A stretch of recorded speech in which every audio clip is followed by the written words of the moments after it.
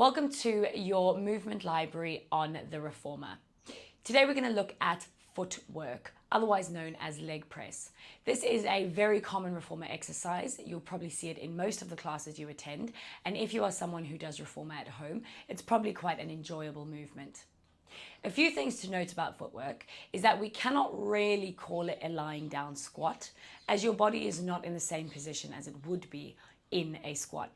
It is a great education tool for the lower body and of course a fantastic way to find and maintain your true neutral spine. I personally never recommend working too heavy on this. It is not a strength-based exercise, it is an alignment exercise. There is no amount of spring tension that is going to truly replicate you standing up and doing a squat. So don't try. If you're working too heavy, you're going to feel a lot of discomfort into the shoulder pads, and there is going to be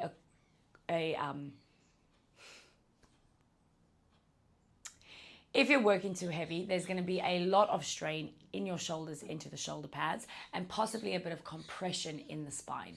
So I never recommend working heavier than 3 springs. So on my fold reformer, I'm going to go for 2 greens and 1 yellow. I'm then going to take a lie down. My foot bar is set to the highest setting, and I'm actually going to put my headrest up for this, okay? Just because I find that personally a little bit more comfortable. Now, there's many positions you can have with the feet. You can have the heels into the feet. You can have the arches into the feet. You could also even work on the demi point. To start off with, I'm going to go with arches nicely in the middle. I want to line up underneath my hip sockets. So lots of people are going to go quite wide like this. That's fine if that's more comfortable. I'm using this as an alignment tool, so I'm going to go heels directly underneath hip sockets. I'm going to take a second to first just discover my neutral spine. So I'm going to wiggle around until I feel that tailbone nice and heavy, the ribs nice and heavy, and the head nice and heavy. If I found my neutral, I should have a little bit of space between my back and the carriage. I want to maintain that as I slide the carriage away. Now, what this might mean is when I get to this point, if I lock out into those knees, immediately what happened there is my pelvis curled underneath me and I flattened my back. I don't really want that. I really want to avoid that. So I want to pull up in the legs, but without affecting the spine. And then I'm going to bend those knees over the toes. Again, not allowing that tailbone to shift. Exhale, pressing away, not going into locked knees, just lengthening till I can without affecting my pelvis, and then slowly coming back down, knees aligned over toes. So this is arch of the foot. It's a nice middle ground. I'm getting quite a bit of range without moving my pelvis or spine. I can, of course, repeat this, changing up my arm positioning, and of course changing up my leg positioning. If I go onto the demi point, I'm going to find it easier to bring the carriage further in without affecting my spine, the same way a heel lifted squat would be when I'm standing up. I can use this to really work on the alignment and strength of my feet and ankles, keeping them as well aligned as possible, keeping a nice high and active demi point as I'm going out and as I'm coming in. You'll still notice though that I am never locking out the knees.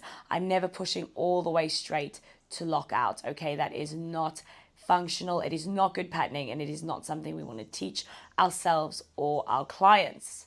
Okay, so again, you can move it around. I'm now going to do a few wide, this time purposefully pushing through the heel. Again, take a second, find that gorgeous neutral spine, pressing away, only going to where I can control. I never want to be there, okay? I never want to be shoving through the heels so hard that my bum is now clenched and my back is rounded and I'm jamming my abdominals in, okay? I always want to maintain that long neutral spine. And this is exactly why I never recommend working too heavy with this, okay? Because then you are really just jamming into those shoulder pads and compressing that spine. Of course, the final variations would include single leg.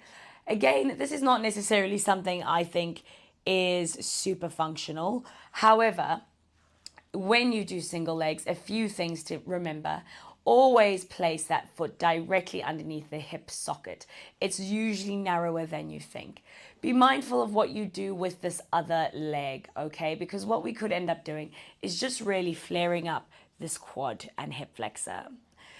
When working single leg, it is great to really just challenge that alignment and of course maintain that lovely neutral spine. I'm going to swap that over. I'm going to do the other side high on my toes.